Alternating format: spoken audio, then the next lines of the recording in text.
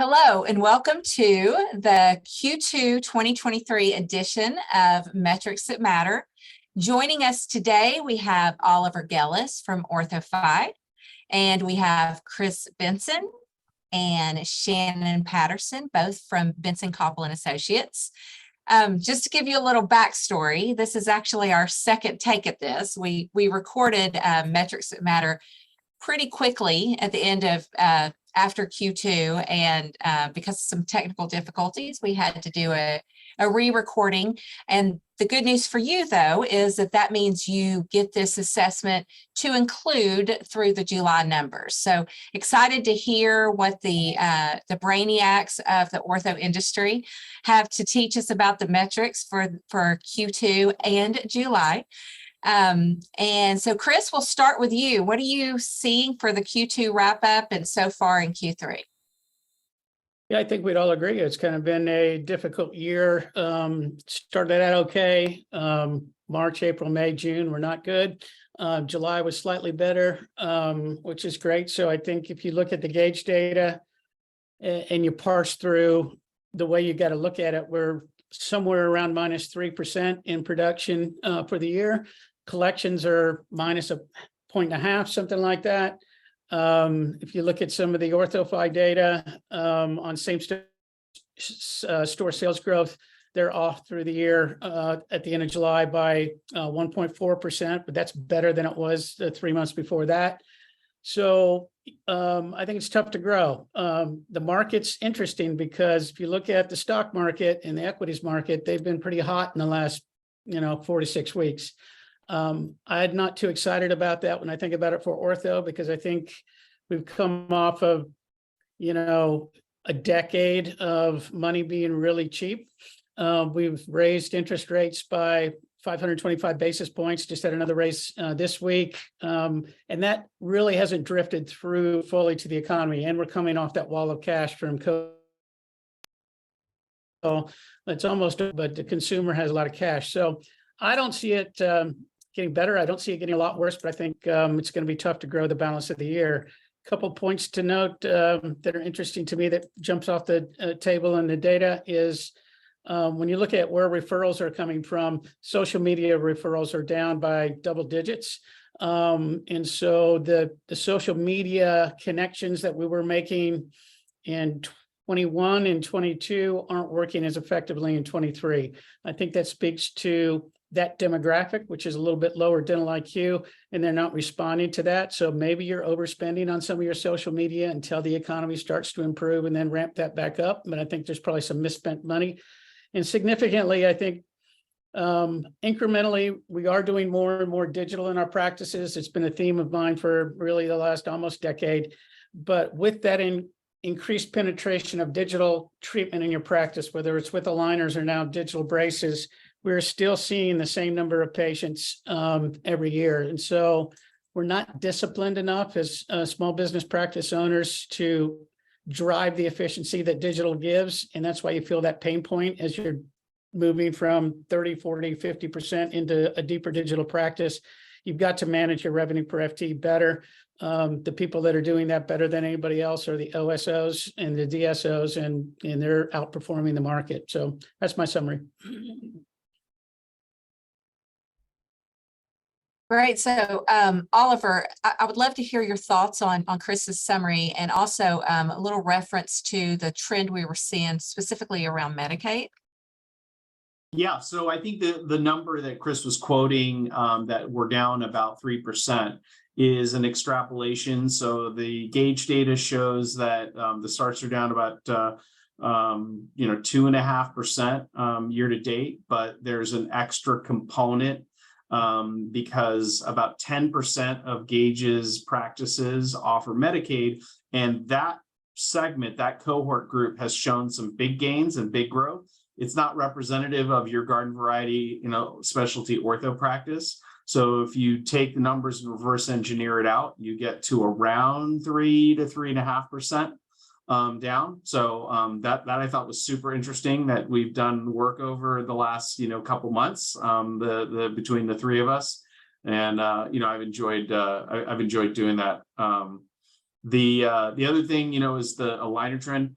We see a lot of the same things. The major reason why we're down as big as we are is because aligner treatment is down, which is code for adult treatment is down. I mean, largely 1-to-1. It's down about 11%. What's interesting is that Align themselves, and I'll let Chris, expound more about this, but Align themselves are not really down as much because what they're seeing is growth in their limited treatment segment, which is being, taken advantage of, by dentists and DSOs. The orthodontic specialty is not jumping on that bandwagon yet, although hopefully by the end of this call they will. But being down 11% in adults is troubling. Not unexpected, but I think it's more severe than it needs to be. I think the reason is that orthodontic practices, unfortunately, are still trapped in the modulus of, requiring the lab bill as a minimum down in an economy. And Shannon's going to share with us all kinds of information and data on how the economy is doing. But this is the absolute worst time to be asking someone for $1,200 to $1,500 to start treatment. So we're thumping ourselves way more than we need to, and that's having an impact and dragging the whole thing down. Right. And so with the aligner trend, Oliver, specifically heading to limited treatment and what we're seeing there, that's something I know that we talked pretty heavily about at the OrthoFi Nexus meeting earlier this year, and the importance of pivoting to a more limited treatment program and having that available. Any comments on that, Chris or Shannon? I think absolutely. I think that, as Oliver mentioned, I think Align's numbers, are not reflective of some of the data that we received. And I think it's simply because of the DSP program. So they are, doing more limited treatment cases. And, as we see practices not really wanting to have that option for patients, it's going to affect the adult patients coming into the practice. So we need more ways to win. The economy is changing. I mean, consumers are going to start spending less. Credit card debt is at an all-time high since 2020. And student loans repayments going to be implemented again starting October 1st. So I don't think the adult trend is going to get a lot better. So being able to focus on retreats with limited treatment options, is going to be a win for practices. But right now we just don't see a whole lot of people doing it. Yeah.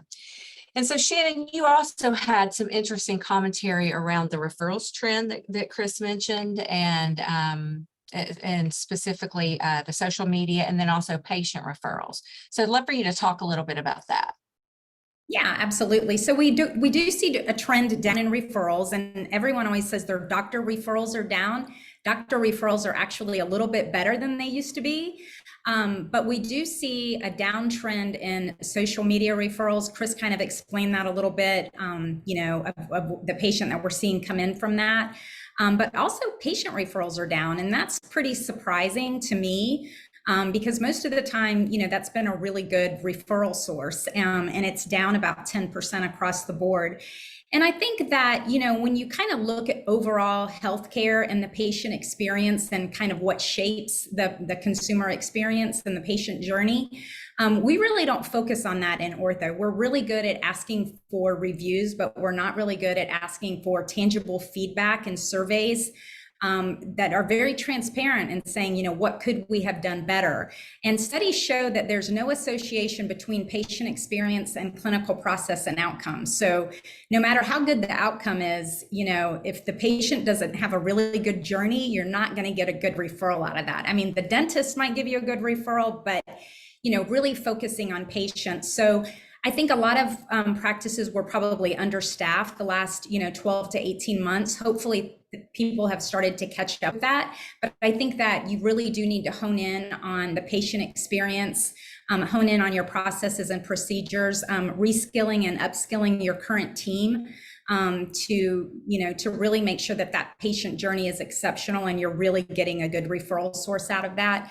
And then, consider asking, some of the important factors in consumer experience. And that really is convenience, personalization of their treatment, the technology that you use to treat them, and the technology that they use to interact with you, especially, virtual visits. And then the biggest, one of the biggest things is the cost. It's not so much what it costs, but is it affordable? And are you making it affordable? And that's only going to become, more sensitized in the next few months. So Chris, I mentioned at the beginning that we recorded this toward a little earlier and had to re-record now with July numbers. I would love to hear your thoughts about what's changed from Q2 compared to what we're seeing now, tracking for July and heading into August. Yeah, well, I mean, when you look at January, it was actually a growth month, surprised me. Then you look at February, things slowed down a lot. Then you look at March, April, and May, and we were off by between 3 and 5%, depending on how you count it. Those months, and those were kind of, oh my gosh, months, I think, for a lot of orthodontists. You start looking at, May, we crawled out of a little bit. June was actually a positive month, and July was just barely positive. So we didn't have a giant summer rush yet. Maybe, school start early in places. I don't anticipate August is going to be a banner in the United States like it maybe has been in the past. So, I just think the economy right now is, there's a little bit more confidence in the consumer, but I think it's a bit of a head fake. And I think, the balance of this next 5 months, are going to see conservatism with the consumer. I think the market probably gives some back of what it gained, and that always affects just how the consumers spend. And that last quarter is tough anyway when you got Thanksgiving and Christmas. So I think we end up this year again, -3, -5. And so if that's true, what do?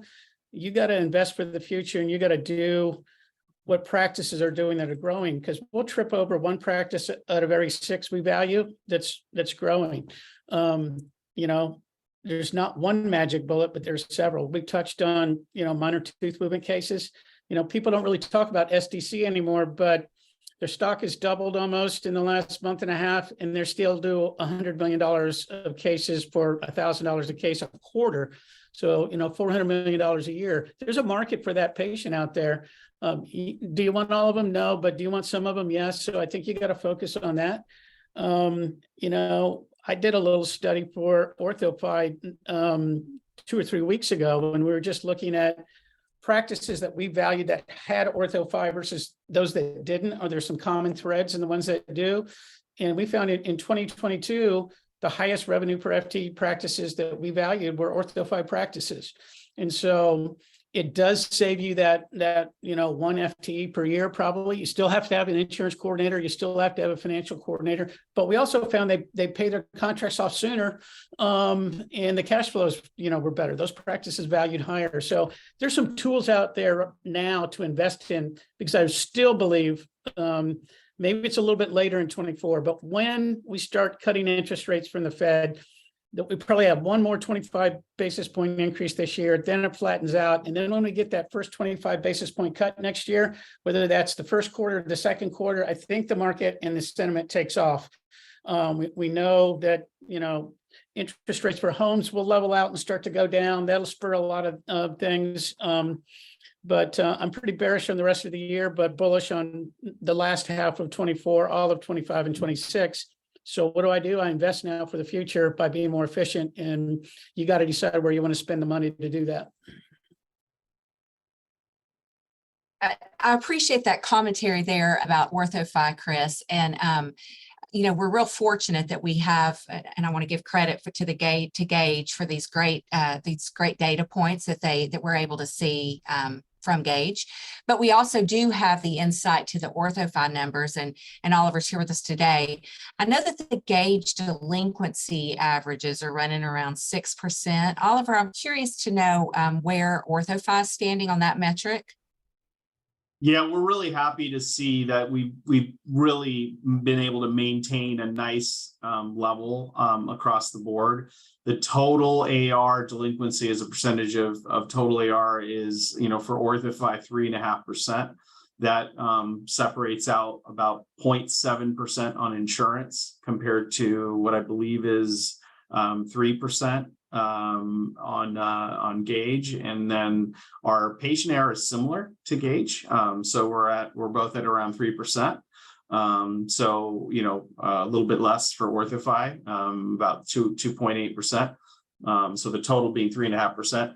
The great news is not just, hey, we got a low rate, so I'm always very happy and proud of that. I think what's cool is we all expected intuitively that there was going to be an increase in delinquency from the stimulus crowd that we brought in 2021. We've all talked anecdotally about how there's a lot of folks that we brought in that were just outside the economic margins of orthodontics that we probably brought in to orthodontics during that time. And so there was an expectation that we probably might see some increased delinquency over the next, year or two after that.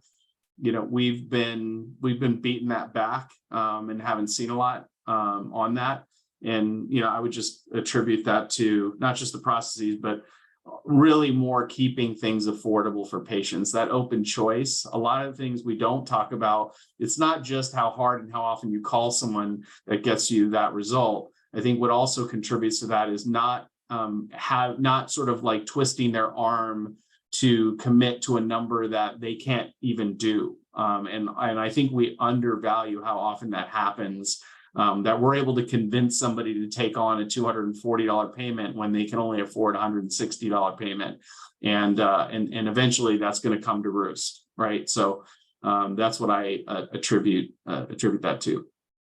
Yeah, and Shannon, I heard you, I guess it was just last weekend, talking at the Ortho Evolution meeting just about how important the open choice and the flexibility with payment options, how important that is. Do you have any additional things to say about that? Yeah, the one thing I would say is, visiting practices, a few practices a month, we get to see a lot of things because we're boots on the ground. And I constantly hear TCs say that they're, they have an unsavory demographic coming into the door. And so they don't like to count those patients because, they haven't been to the dentist or whatever. So I think following on Chris's assessment of the rest of the year is going to be flat or, no growth or kind of negative. And so I think that we'll have that pent up demand next year, whether it's second quarter or third quarter, people that are holding off going. But now's a really good time to kind of hone in on your marketing and who is your target market, and are you bringing in the right demographic, and are you reaching that demographic? And now's a good time to be able to look at that, as well as looking at your referral patterns and making sure that your patients are happy and continue to send patients your way. Okay, well, Chris, you gave us a couple predictions. Let's do a little round robin here. I would love to hear from each of you. If you have one other prediction for the remainder of 2023, what would that be? Let's start with Shannon. Start with me. I do anticipate the staffing shortages getting better. So that's some good news for everybody. I think that it's going to get better. And, if you've had a hard time attracting staff and retaining staff, I do think that that's going to get better by the end of the year, first quarter next year. Okay. OG? Yeah, I'm going to piggyback off that. So that being also something that I think the impact to that is the kept new appointment exam rate. Better staffing is going to shorten the booking window, which I've talked a lot about over the last year. Shortening the booking window will increase the percentage of kept appointments, and so it gives you more at-bats. I do agree with Chris that the economy is going to continue to keep people in a wait and see. So I think inbound, demand is going to be lower. I think when we talk about like our prognosis, I think in addition to really focusing on doing a better job converting adults, because there's a whole other story there I'm going to get into in a second. The other thing is really trying to maximize production per start. There is a multi-layered strategy that you can be looking at to employ, where you can employ any one of or all of 3 different factors that can add to your production per, knowing that your phone's going to ring a little bit less, you're going to get fewer at bats, and even if you maintain your conversion rate, you're probably going to get less swings. So making each one count a little bit more. in addition to adding that limited treatment is those are all like key treatments to this ailment that we have right now. Okay. And Chris, any other predictions for the rest of this year? Yeah, I'll change mine from what I was originally thinking. I think if you look at vendors who are growing, I predict that all the mass digital personalized braces companies will grow at 20% plus this year. And that includes Lightforce, KLO, and Braces on Demand, and that will continue at double-digit growth over the next 5 to 10 years for some period of time. And for a long-term prediction, I would predict that if you want to drop some profit to the bottom line, if you can learn from the people that are monetizing retainer care, for most practices, there's $50,000 to $100,000 that'll drop straight to the bottom if you do that well. And we're just starting to learn how to do that. Okay, great. And then one other quick round robin, and Oliver, we'll start with you this time. If you were to tell a practice that there's, one thing, focus on this for the remainder of the year, monitor it and seek ways to improve, what would that focus be? Man, you're tying me to one, but I'm going to go with what I was kind of referencing just a second ago, which is look at ways that you can increase production per case start. So Chris mentioned one of them, which is adding lifetime retention program to your lineup. The other is just to simply look at fees, right? Finding your sweet spot, using good leading indicator reporting and good, conversion rate metrics to be able to monitor the impact to case acceptance as you inch your fees up. Is that. The other way to increase production per start is to rationalize your in-network participation. OrthoFi has done a huge study recently that basically shows that there is negligible positive impact to being in network in terms of your conversion rate, in terms of your kept appointment rate. And so, being really selective about who you remain in participation with can increase your production by decreasing your in-network discounts. That's a meaningful number. That could be about $400 per case. That's about an 8% pop if you're at 5,000. And then the third thing is maximizing your in-network when you do submit a network through unbundling of claim strategies and all that. We've done a study, case study that I'll be publishing in the next month or two that shows that we saw a practice that also was able to increase an additional $400 per case by doing best practices with their in-network claim participation. So if you add all that up, you could be increasing your case, your production per case by anywhere from 400 to 800 per case. So if you doing the math on that, you'll be pretty happy. And all that is straight EBITDA. Doesn't add additional cost. It goes straight to the bottom line. That's great, Oliver. Chris, would love to hear from you on that. What would you recommend that a practice focus on? Yeah, I'd focus on the biggest pain point for 23, which is the disappearance of adults. And I would say you've heard from the podiums, from this podcast, from others, you got to try some minor tooth movement cases. And so spend the balance of the year experimenting, target the $3,500 to $3,900 range with 4 appointments. Just see what works for you and learn how to do it. I think if you don't learn how to do that, you'll be left behind long-term. Great. And then Shannon, what would your recommendation for a practice focus be? Yeah, my recommendation would be to reskill and upskill your team members, because the word track has really changed from what it was a year ago. And if we have a little bit of extra time right now, it's a great time to invest in your team and make sure that they're maximizing on every, patient that comes in there. And so I would really focus on, again, reskilling and upskilling your team members.